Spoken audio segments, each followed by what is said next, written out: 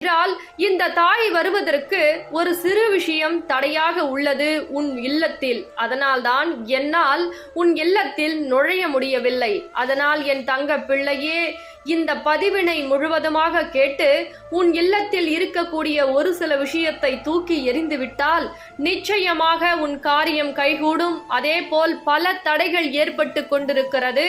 நீ நினைத்த காரியம் உன்னால் நடக்க முடியவில்லை, நடக்கவும் இல்லை, காலதாமதம் ஏற்படுகிறது. வாராகி தாயே, இன்னும் ஏன் எனக்கு மட்டும் நீங்கள் எதுவும் செய்யவில்லை தாயே? மற்றவர்களுக்கெல்லாம் அனைத்தும் நடக்கிறது வாராகி தாயே. என்னுடைய ஆசைப்படி நீங்கள் வரமாட்டீர்களா?